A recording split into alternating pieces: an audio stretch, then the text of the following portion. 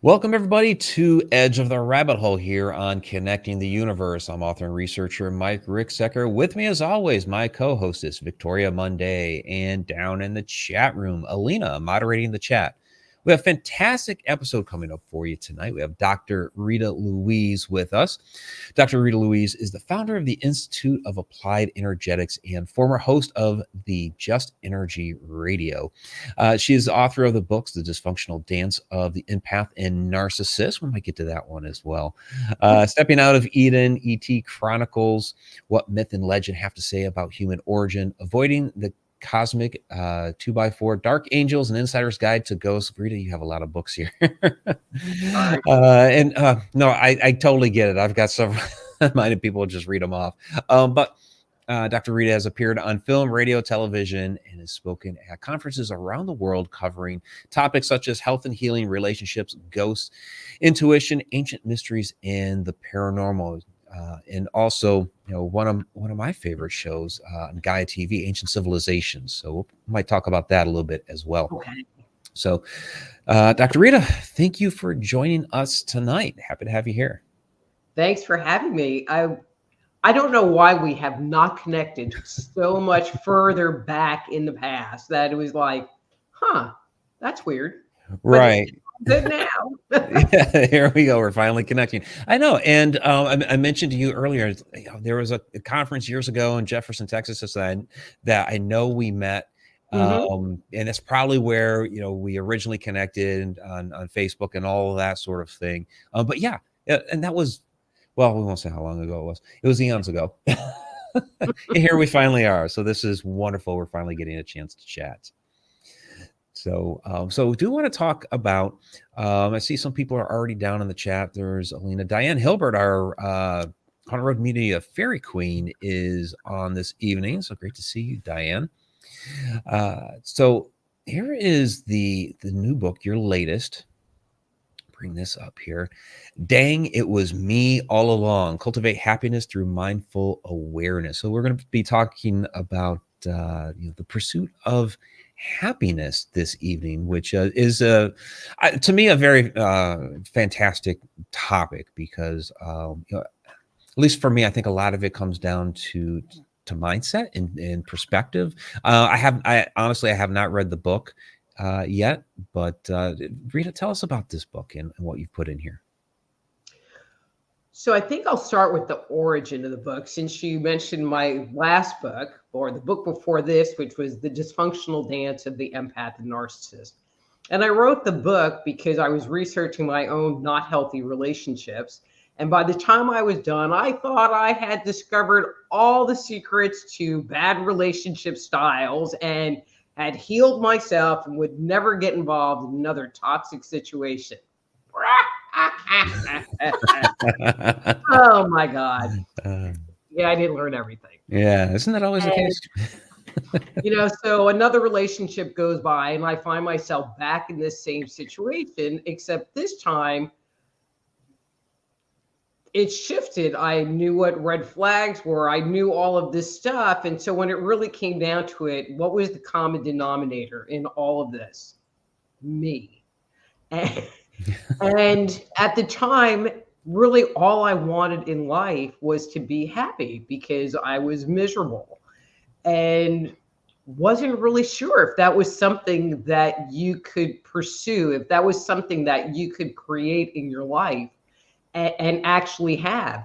And once I discovered that it was something you can create and that you can nurture, I was all about it. So I started down yet another one of my rabbit holes and started to dig into this topic to understand what that is and what we can do in order to have it in our lives. And I'm going to just put this caveat out right up front, is that in writing this book and in doing all of this research, I feel like I have transformed my life. I want to say 180 degrees, maybe it's like 160 degrees, because we always have a certain amount of work that we need to do on ourselves. But it is so much different, and I am happier and I'm content, like every day. And even when adversity strikes, I might have a day or two where I'm upset, but it doesn't take forever to get back into that content, feeling safe place again, which to me is like a freaking miracle. Well, without giving too much of the book away, because we do want people to buy it, and I've put a link down in the description to Dr. Rita's site, so you'll go there and of course purchase the book, and this is available on Amazon and what have Amazon, you. Barnes and Noble, it's in an Yeah, ebook form. So yeah, fantastic. So be sure to go check the book or check out the book and get it. But without giving too much away, what's the secret?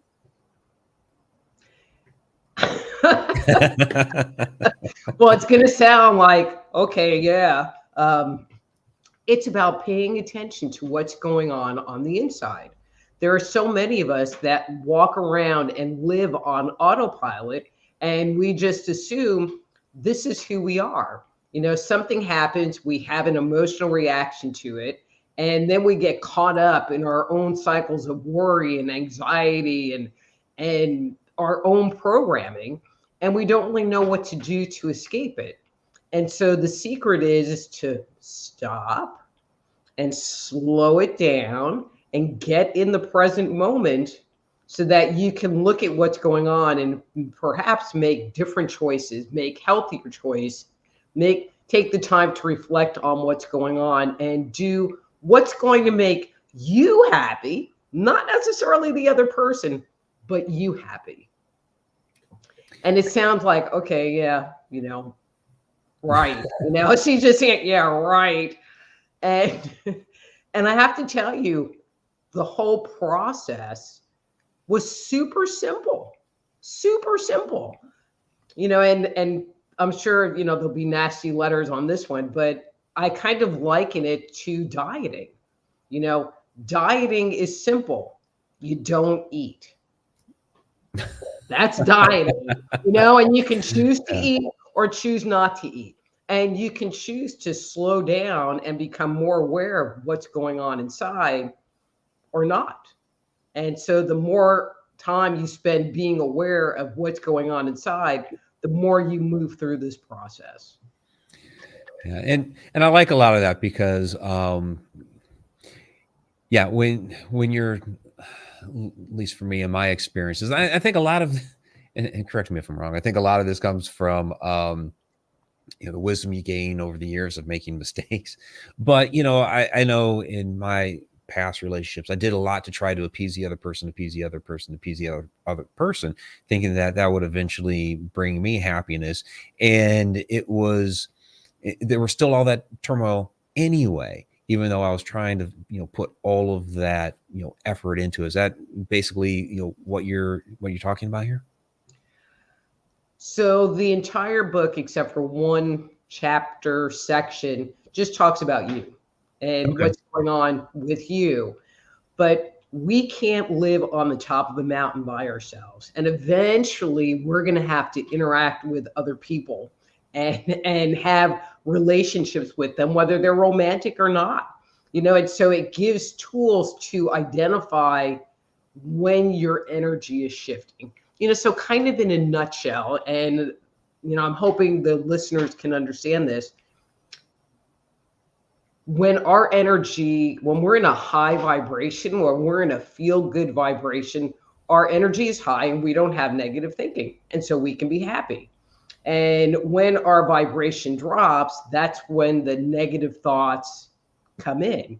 And so with regard to relationships, if you're with someone and your vibration is high and you feel whole and you feel connected and whatever, that's a good, healthy relationship. But if you're with someone and you consistently find that your energy is being diminished and you're going down that hill, that's when you have to stop and take a moment and go, is this really working for me? But most people don't, because they're on autopilot and they just go back for more.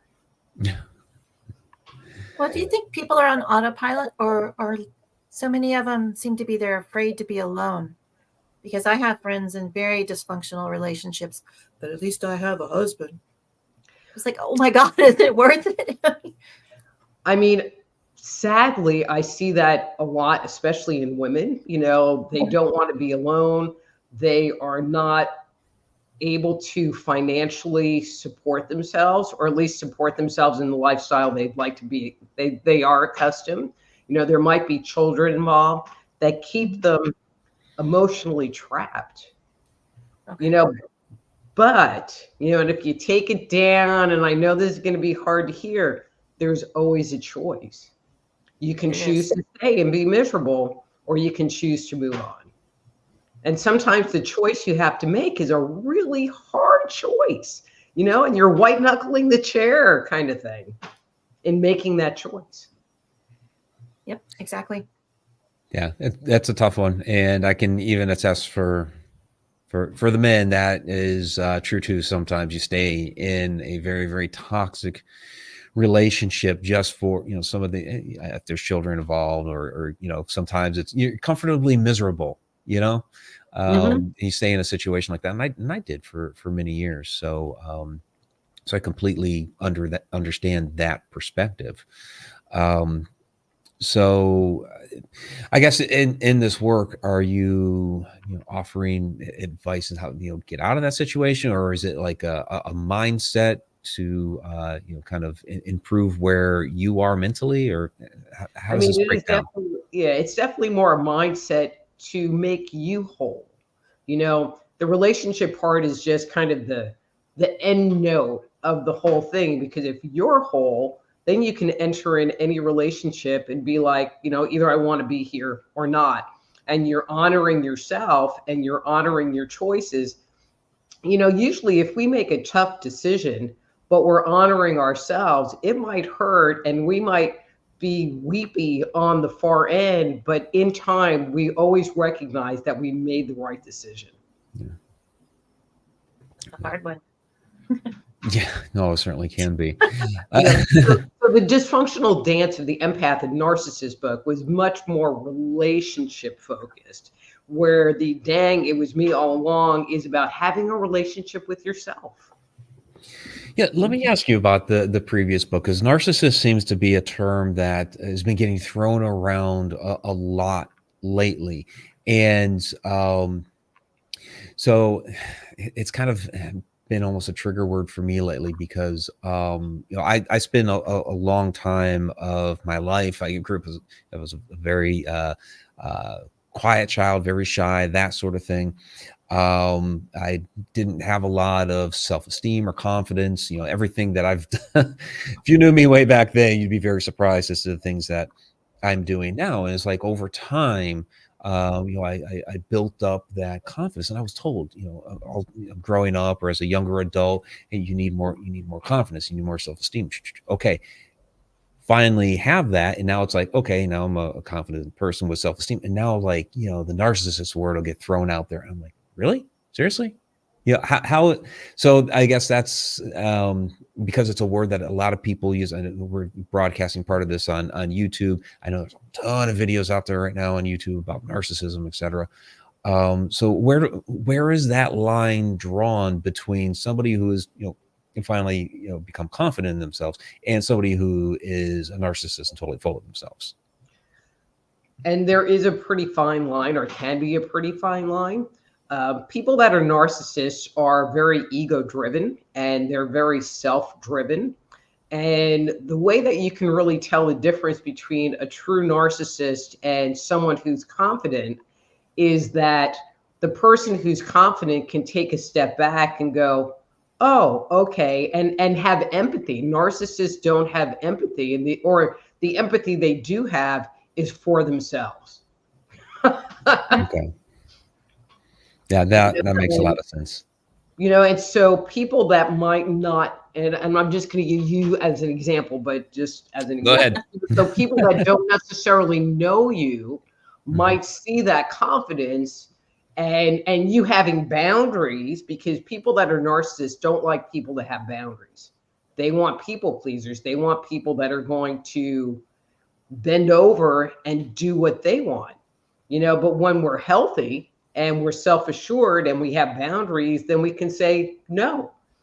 But to someone who's kind of toxic, they're going to be like, they're just a narcissist, because they have to have something mean to say. to bolster their own self-image and ego. Okay. Victoria, you look like you have a question. No, I was just thinking about some people. I was just like, Specific people came to mind. I have a list. Yeah. A couple of years ago, I was laid off. I worked for a behemoth entertainment company, and I was just laid off, boom, like that. And I thought my life was over, to be honest. And I didn't know what to do. And I finally got a job, and it was a remote job, and I was able to pick up and move. And so many of my friends go, "You're so brave. You're moving to a town you don't know. You don't know anybody there." I'm like, well, it's going to make me happy because it's like a fresh start. So do you think there is a way to reprogram your neural pathways for happiness, just like picking up and starting over? So this is one of the most fascinating pieces, and the pieces that gave me the most hope in this research. And so a little biochemistry, sorry, but it's pretty basic. So on our cells, we have what are called receptor sites. And the receptor sites act as like a lock and key mechanism. And so our body produces hormones like dopamine or cortisol or whatever. And those hormones go and either lock or unlock these receptor sites. And so if our life is filled with anxiety, if our life is filled with stress, if we produce a lot of cortisol or other negative stress hormones, the cells, when they reproduce, create new cells that have more receptor sites for the cortisol or whatever that hormone is, so that when something stressful happens, our body can more quickly respond to that situation, which means we're more quickly responding in a negative direction. Now, when we start working on being mindful and being more in the present moment and having gratitude and looking at life from a brighter perspective, when we create new cells, we have less of those kind of receptor sites and more of the ones that process dopamine and other higher vibration hormones, so that something had happened and we could go, oh, okay, where, like a couple of years before, you'd be like on the ground having a heart attack and palpitations, and so we can literally reprogram our body from the inside out. And I was like, I'm going to reprogram. I mean, and I think that, and it takes time, but it's not, again, hard. Yeah. Because I think these last few years, we were chatting a little bit earlier today, and I was kind of half joking, like, I'm in a liminal space. I work at home. I don't know anybody in the town. I don't go anywhere. Well, there's no place to go in this town. So I'm basically in my own little bubble here, and I've healed myself as much as I possibly can. I have some physical things I'm still working on, but emotionally, I'm healed as far as I'm concerned. And I forgot where I was going with this. You distracted yourself. Butterfly. My little voice told me one time that the timeline I was on has gone as far as I possibly can. I thought, oh no, it's the end of my life. No, you just jump over to the next timeline where you can go further. So can you do that with neural programming, do you think? It's like what you think about, you bring about. You make yourself happy. Well, like by raising your vibration, you can just move over to where the happiness is. So one of the chapters in the books talks about the law of attraction. And I'm not a law of attraction expert, but the precepts of it identify that if you're in a high vibration and if you're in alignment with source and if your energy is moving and flowing, then the universe is going to manifest those things that you want. And so not that I'm like trying to push people on the law of attraction, but I'm like, but if it gets me a car just by doing this practice, I'm good. I'm happy. And the new car. Absolutely. Right. Yeah, you manifest yourself a new car. There you go. Okay, I do have one other question about breathing. I think it's called box breathing, where you breathe in for 4 counts, you hold it for 4 counts, and you breathe out. Why is that so important? So breathing, okay, so let's just talk about breathing in general. Okay. And so when we take a deep breath, it calms the body down. I think everyone listening has had the experience where they're going into a meeting or going to go see the boss or going into what they perceive as a challenging situation, and they stop and maybe close their eyes and they take a nice deep breath and just like, and proceed. And that's the power of the breath. And the breath activates what's called the vagus nerve in the body, which is one of the largest nerves, which activates our parasympathetic nervous system, which naturally calms the body down. And so breathing, as everyone probably knows, is part and parcel with every meditation and relaxation technique on the planet, because it will naturally calm the body down. And so the box breathing, box breathing is when you breathe in for a certain count. So 4, to the count of 4, you hold it, breathe in, hold it to 4, breathe out to 4, and hold it. So you make a nice little box with your breathing. Okay. And one of the things that they believe is that box breathing in particular helps to regulate. I mean, there's activating the vagus nerve, but then there's like creating this pattern and creating this flow to kind of calm everything down. Because one of the things I've been doing recently is, I think they call it the BEST technique. Are you familiar with that? It's like bioengineering stress something. I've had it done on me. I haven't ever studied it, but I've had it done on me. It works. And I'm trying to figure out why does it work. But that's one of the key things. Years of chiropractic, went to a BEST practitioner chiropractor, 5 visits. Yeah, it's so weird because she would say, think avocado 7. Like, okay, and hold your breath. And I don't know how it connects, but it was, it works. So I'm really interested in that now. I'll have to look that one up because I'm not familiar with that. So I'll have to look that one up. Bioenergetic systems testing or something like that. But they don't do anything. There's no body adjustment or anything. She'll like touch your head and say, think, happiness 4. And you move your eyes up, and then you hold your breath, and then, because I have back issues, and when I'd be finished, my back wouldn't be hurting, and I'd be walking like a normal person. So, oh wow, that's fascinating. And just so she would just say or tell you to say a statement, and then you repeat that, and internally hold my breath. Internally, okay. Well, my chiropractor would like push a point on my leg or my arm and go, does that hurt? And it always did.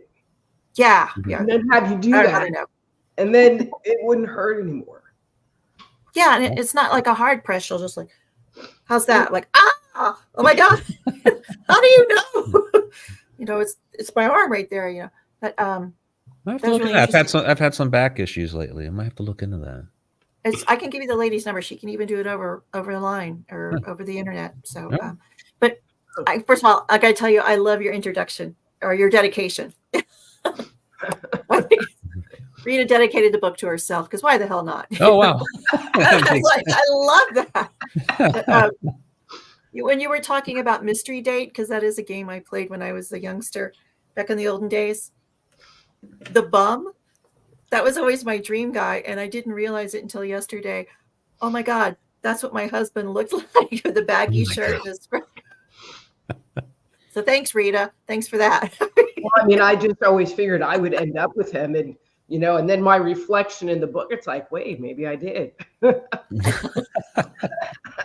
we had fun while he was around, but. So, in relation to the breathing, this was more of a statement from Jen, but we're going to turn it into a question. So, how can meditation help with that reprogramming?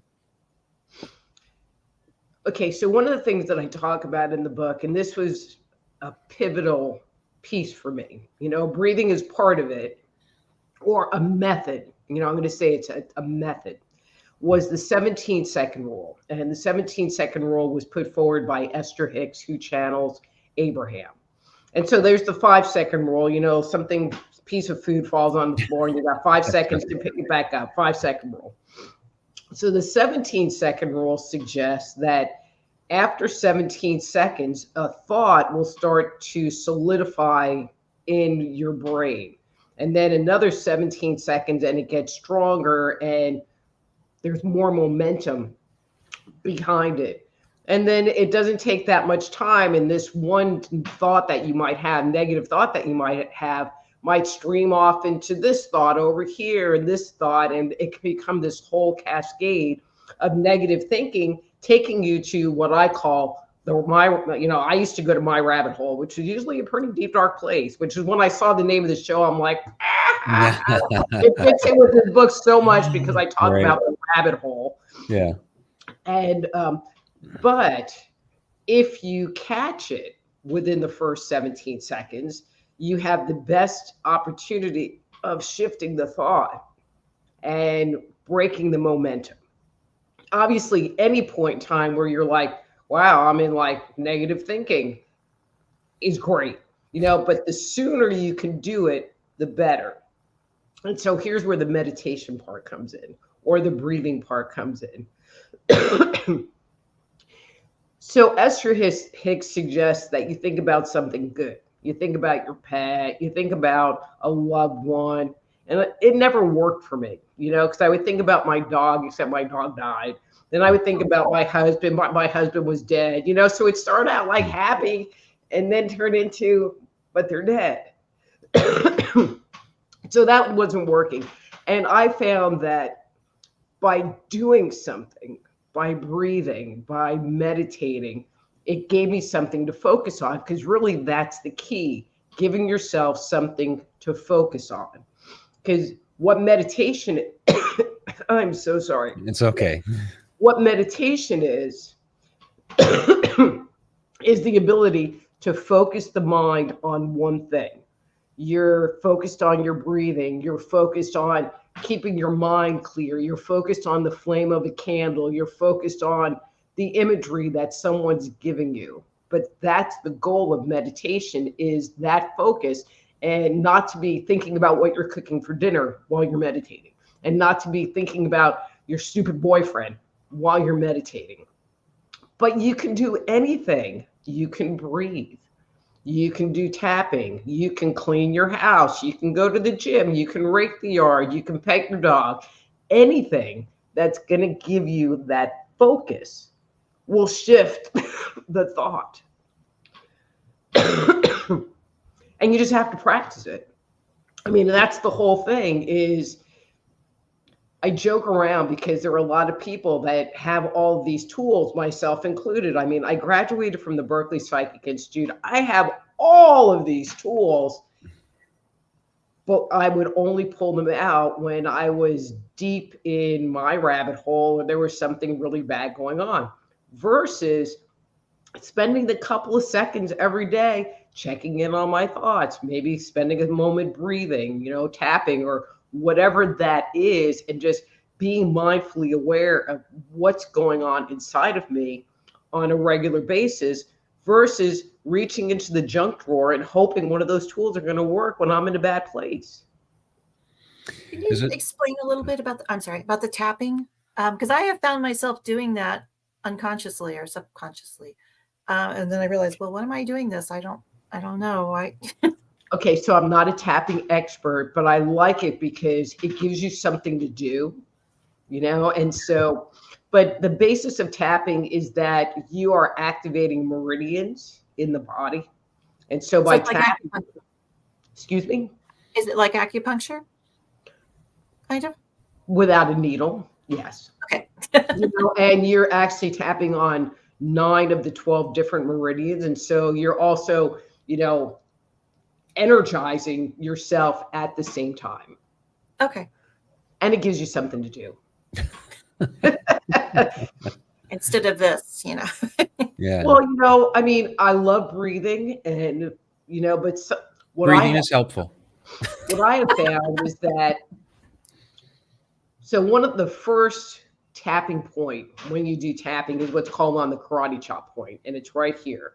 And I have found that all I have to do is kind of put my hand and like make believe I'm going to tap that spot. And because I've been doing it on a regular basis, I can feel my body go, ooh, and start to relax, because now it is a automatic response in my body. Cool. That's the practice part. And breathe. Mm-hmm. I keep doing my collarbone. I don't know what's here, but. Well, you know, and that's one of the tapping points, and I don't know what it is off the top of my head. I'm like, yeah, it works. Kind of like that best technique. Yeah, it works. Yeah. Don't knock it. When you meditate, is there a certain type of meditation that you do? Like there's people that practice transcendental meditation and in other forms. Is there a specific one you do? I have given up traditional meditation and have opted for cleaning my house. I just bought a project house, and so I spend a lot of time, and I'll say meditating there. Like yesterday, I must have pulled like 1,000 screws or nails out of a wall, you know, and I just sit there and I just focus on it, you know, and I breathe, or I go to the gym, you know, and I get on the rowing machine and I just breathe, versus just sitting in a chair, you know, trying to keep my thoughts in line. It doesn't work for me that well. I'm really out of practice from using that form. And for Americans, there are so many people that don't meditate because they don't feel like they can find that place. Yeah, there's a lot of noise in the world going on around us, and it's something I've been trying to keep in practice with more on a daily basis now. But yeah, you know, doing the dishes, mowing the lawn, you know, things like that, you do get into a type of a meditative state. Driving the car long distances, that happens. Just don't put yourself in too deep of a meditative state while you're driving. We were doing, Rita, your friend Martha and I, and some other people, Mike, your friend too. Yes, we were yes. doing. I know Martha. We were doing. I love Martha to death. Yeah, she's great. I think she invited you. In March, we're going to get together and we're going to try CE5 again. But we were doing Dr. Greer's meditation, and I was deep in there, and I was floating out in the cosmos, and I was seeing stars and everything. And the next thing I hear is 2 or 3 people going. They were so deep. They fell asleep. You know? So we're outside in a circle, and I'm like, and that instantly, you know, pulls you back out of the meditation. So have you done CE5 or anything like that? No, not at all. I'm not a big outdoorsy kind of gal. We were right outside the front door. But it was nice. We saw some things, and when it gets a little bit warmer, she said we were going to try it again. So, well, how fun. But I am going with Martha to the International MUFON conference in Dallas. So we'll be there. Yeah, she just got her MUFON license or whatever, certificate or whatever. So now she can investigate. So yeah, that's going to be a lot of fun. Great. And in fact, I believe it was at that same conference those years ago where I first met Martha. It was the same one where I first met you, Rita. So probably. Yep. So question here from Sarah. What approaches do you recommend in dealing with and healing trauma? Buy my book. Okay, and I'm going to talk very specifically to that. So I grew up in a very toxic household. I've experienced a lot of trauma, even from early childhood. And I joke around because, well, I literally have a library in my house. It's an old house, and there's a library in it. And it's filled with books. And the years I tried fixing myself and healing the trauma. And one of the things I discovered / decided was that I was going to stop reading all of those books, because those books are all designed to make you feel broken, and that there's something wrong with you, and that there's something that needs to be fixed, versus saying, okay, that was my history, but I'm here today, and what do I need to do today to move me forward? So this was very fascinating. So in this research, back up, You would think that psychiatrists and counselors and therapists would have the market on feeling happy, and they would have all kinds of things to say about how to bring joy and happiness into your life.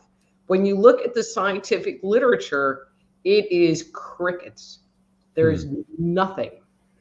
They might give cursory things, do some journaling, maybe go in your garden, and like task oriented things, but don't really like talk about the psychology or the internal mechanism of happiness, which I found fascinating. And where that material all came from was from religious and spiritual texts, and really talking about your connection with the divine and talking about raising your vibration by being connected and being in the flow. And if you're in a state of gratitude, you can't be cranky because you're thankful. That doesn't come from mainstream science. And I'm like, okay, why not? Yeah.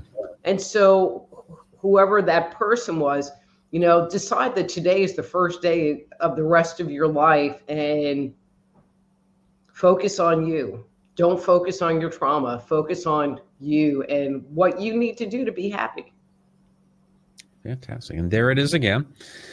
Dang, it was me all along. Again, I have the link down in the description to Dr. Rita's site.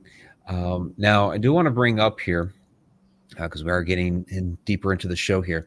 You do have a live stream on Thursday. So tell us what happens during these live streams. Sure. So it's called Thursday Night Live with Dr. Rita Louise.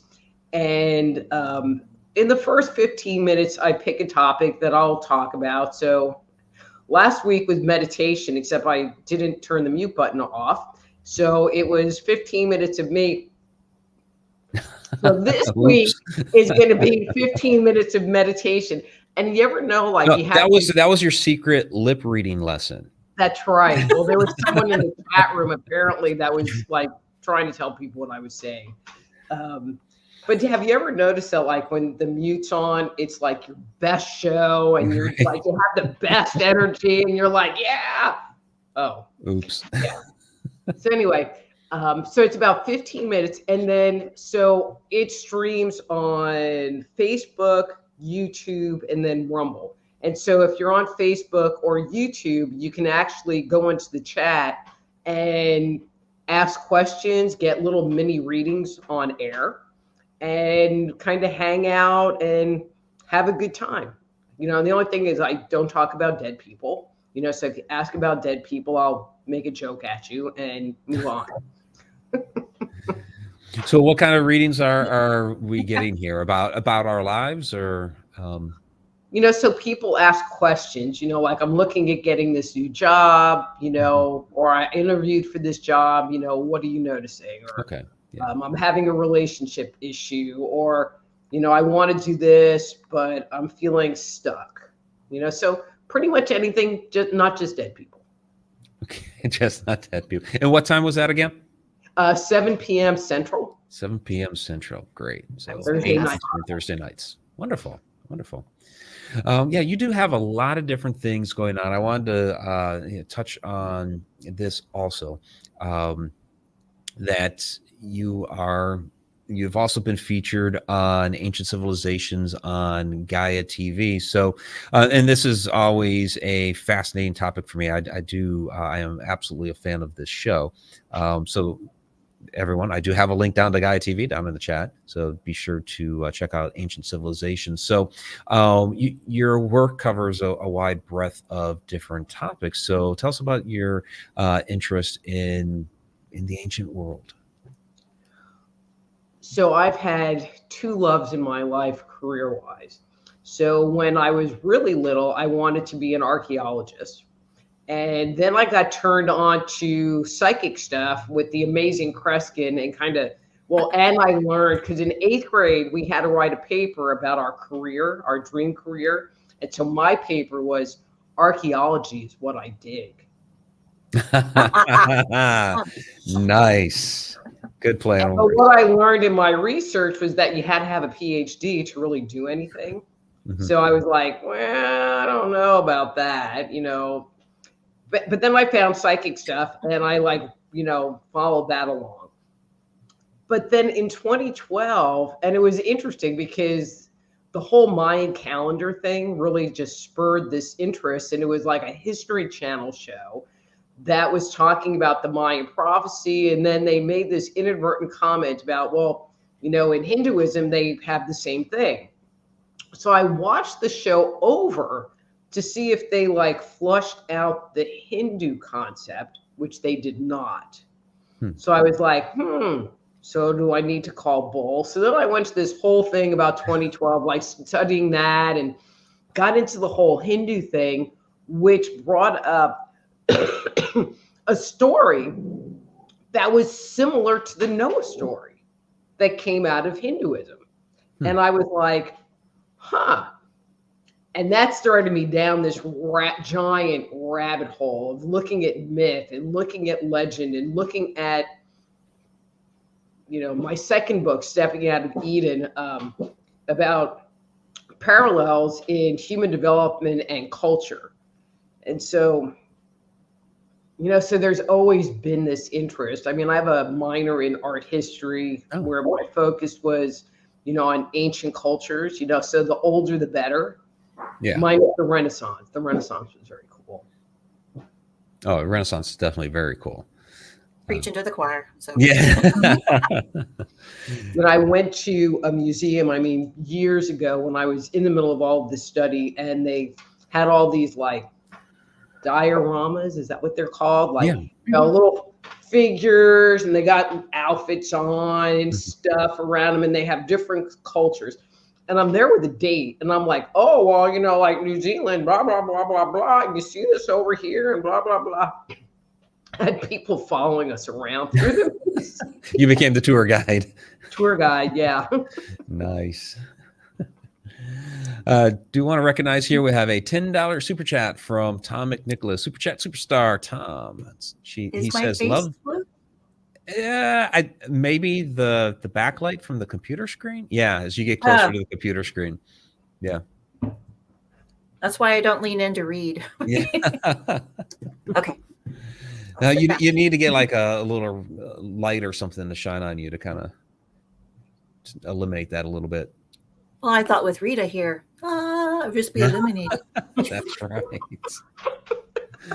You need to come to HHL sometime. We have so much fun there. It's twice a year. I'm not going in April. Sorry, but I'll be there weekend. Well, that's Eclipse weekend, and I'm hosting an eclipse party in my backyard. So how fun! Yeah, I'll be out there camping. So yes, same here. This is one of the prime locations for the eclipse, and it's 2 days after my daughter's birthday. So she's coming out. We're doing the whole birthday thing, and then we're gonna. My parents are doing a barbecue for the eclipse, so it's gonna be a good time. It's going to be very important. The eclipse happening around ish. It's April 8th. And it's going to be at 29 degrees.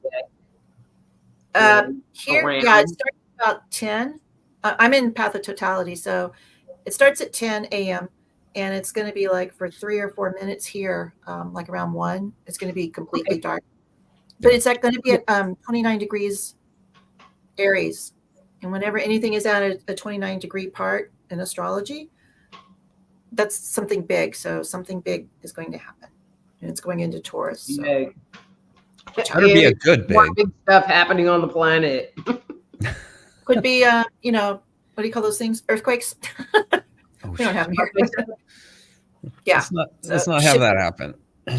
Well, you know, and I'm just going to throw this out there, kind of like a different point, you know, but one of the things that I talk about in the Dang It Was Me All Along book is that we can pick up energy from other people. Oh, sure. Inadvertently. Yeah. Well, you know, but a lot of people don't recognize that, and then they don't understand why they might be feeling a certain way. You know, and I use COVID as an example because COVID, I was sitting in a lot of fear, and when I would stop and go, well, are you okay? It's like, we have food, You have a place to live, you have a ton of supplements, you've been doing other supplements, you eat right, you take care of yourself. Are you going to die? No. So what's there to be afraid of? And finally, I was like, wait a minute, I'm picking up everybody else's fear and owning it for myself.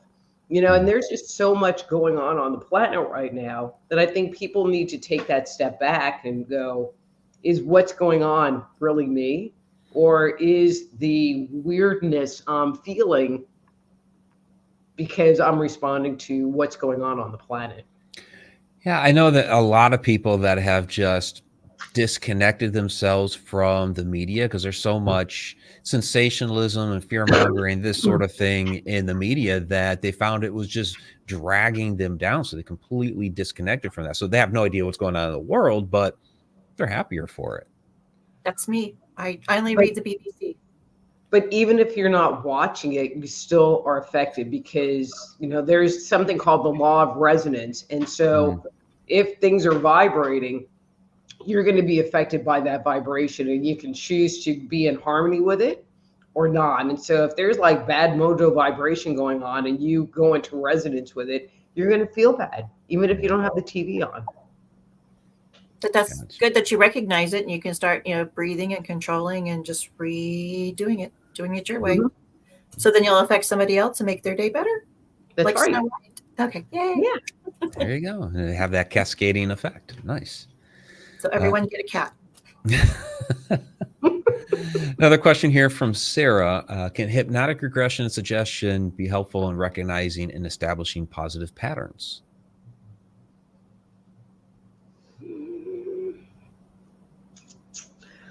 That's an interesting question. I'm going to answer it this way. Even if you go to a hypnotherapist for a quit smoking program, you still have to listen to tapes, or they, if you go to an acupuncturist, they'll put like something on your ear and you have to push the thing on your ear when you want a cigarette. So there's always this practice that you have to do outside of the session space. And so you could just practice and not do the session. Because you're going to be practicing anyway. Because you'll be doing it anyway. Yeah. Okay. That's a definite maybe? Or I mean, I think that sometimes if we have a lot of trauma, and we need to, especially if the trauma is pre-verbal and we don't have access to it, but we're finding that something happened and our body is responding and we don't understand why, that doing hypnotherapy and regression work can be great because then you can understand and now change it. But if you can't figure it out, on any level, then it's hard to change. It's just a somatic response. Yeah, that's where the best technique came in. Finally figuring out what was wrong with my back. It related to a certain trauma. And I was like, I never would have thought of that as trauma, but it was, So now that if you work on that issue, everything else is starting to fall in place. Mm-hmm.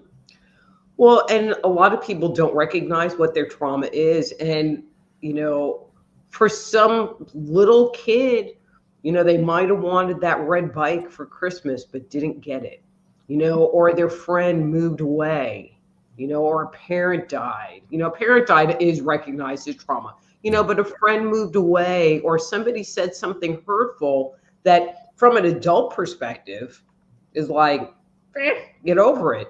But for that child, it might have had a very deep and lasting impact that altered the course of their thinking in their life and their self-esteem. Yeah, can totally relate to that. While growing up, being bullied and that sort of thing, that was certainly traumatic, and so those things stick with you for a long time. So can completely relate to that. So is that why you?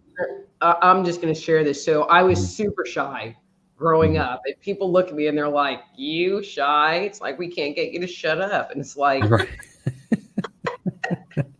It's like, it's true. It's a fact.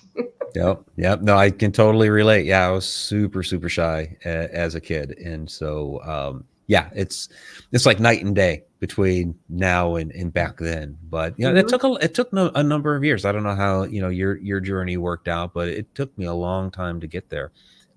But yeah, it was kind of like consistency over a number of years. Yeah. But it wasn't, I got a hypnotherapy session, I'm better. It was something that you made a decision to do, and you practiced and practiced and practiced, and now it's not an issue anymore. Right. Yeah, exactly. I relate this one story because I talk about changing behaviors, and my shyness was one of them. It was a big one.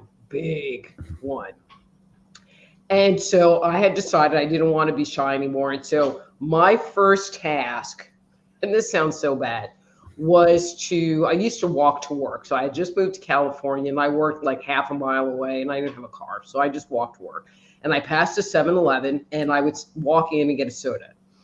And so my goal was to say hi to the clerk behind the counter before she said hi to me.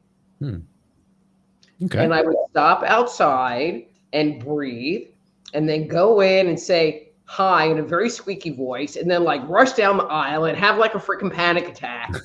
But it's true. Yeah. But after doing that every day and challenging myself to do that every day, it changed it. And I could just say hi and not have a panic attack. Yeah. I found that, especially with my daughter, she would say things like, "Mom, I can't believe you did that." I was like, I'm not scared. And you know what? Those people are probably scared. And so they would never, do whatever. Say hi to a complete and total stranger, You have to come out of that bubble. And once I realized everybody was, shy, everyone was kind of scared, it didn't seem so frightening anymore, if that makes sense.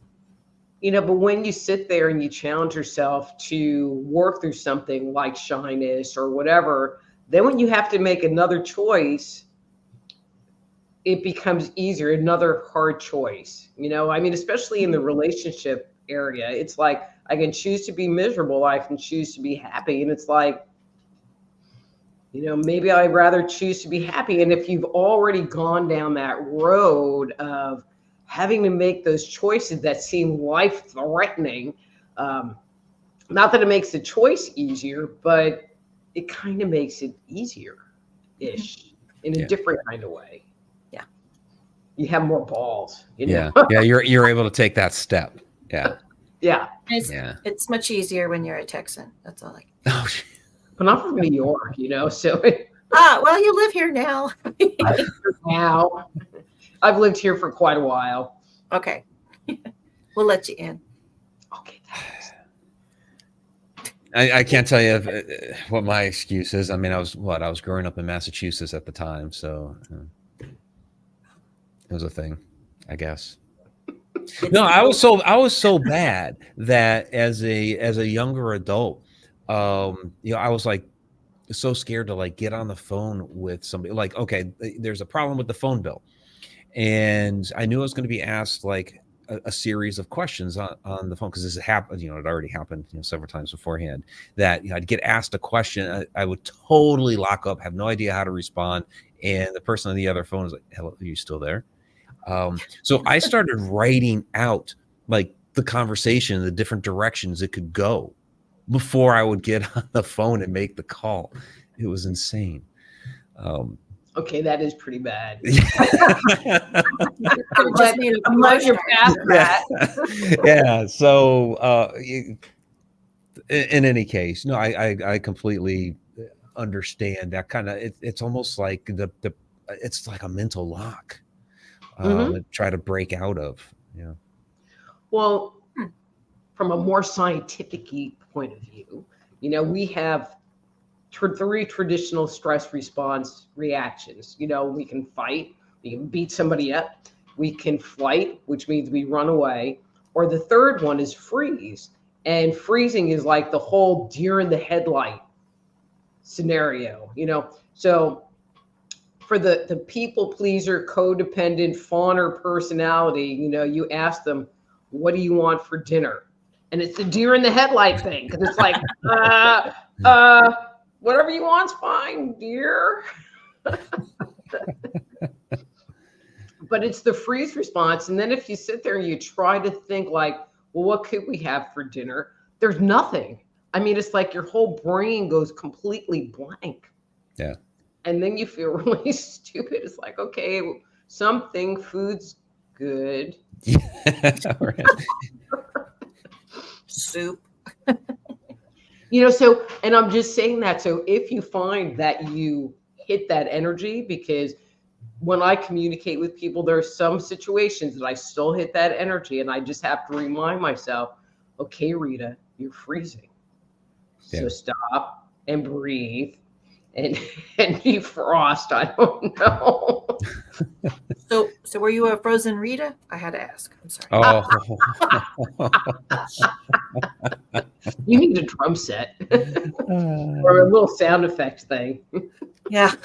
But yeah, I know what you mean, because there'll be like an uncomfortable situation that will arise, and I don't know if it's like the neural pathways or whatever, but some of those old familiar feelings will start to kind of try to creep back in there a little bit, and push them aside and go forward. So, yeah. It's Let me ask you. Oh, I'm sorry. Let me ask you one question about your book. Something you wrote in there, and it was just really deep. And I know we only have a couple of minutes, but maybe you can explain it real quickly. You wrote that during our most profound hurt, our most significant transitions are the ones that give us the true healing, and that's where it's possible. So when we're in that really bad place, it's like all we want is to feel better. All we want is for things to be different. But it also opens us up for trying new things, exploring new things, investigating new things, moving to a different city so we can have a different experience, so that we can grow. We're more willing to take the risk. It's like, well, what are you going to do? Run me over? I already been run over and I'm laying in the street right now. And so we're more willing to make those changes, be open to making those changes. Because I've tried to explain that to friends, and they're like, what? I was like, I'm already at the bottom. Where am I going to go? No. Come back up. Can't get any lower. Well, in Me and Bobby McGee, Janis Joplin, even though it's a Chris Christopherson song, says, freedom's just another word for nothing left to lose. And so when you're in that state of profound hurt, you have nothing else to lose. That was my motto for many years. Crank it up. Awesome. Well, we do just have a couple of minutes left here. Go ahead and show the book here. Okay, dang, it was me all along. Again, the link is down in the description to Dr. Rita's website. So, Rita, anything you want to, any events or anything like that you have coming up here you want to point people to in the last couple of minutes that we have here? Well, we've been talking about Jefferson, and so History, Haunts, and Legends Conference is coming up April 6th, whatever the first Saturday is in April, in spooky Jefferson, Texas, which is always a lot of fun. In July, I'll be at the International MUFON Conference in Dallas, anyway. And, and then my live stream, Thursday Night Live with Dr. Rita Louise, seeing how prepared I am. I'm going to be there. It's on YouTube and Facebook. And on YouTube, it's under Just Energy Radio, which is my old radio show. Okay. And so that's where it streams. Join the fun, bring your questions, just no dead people, and we have fun. I mean, because I just am me on the show, and it's just whatever. Fantastic. You never know. All right. So those that are a part of the Connected Universe portal will be going over to the membership side. I know some of you are already down there because I've seen chat or I've seen Tom and Sarah and others that are down there in the chat that are on the membership side. So we'll see you over there in just a moment. Everybody else, we will have to say goodbye. Those that are listening to the podcast version of this later, please join us every Wednesday night, 8:00 p.m. Eastern time. Check us out, connecteduniverseportal.com. There is the YouTube live stream version of it as well. But to get into the after show, of course, you need to be a member of the Connected Universe Portal. So, all right, everybody, until next time, if time really exists.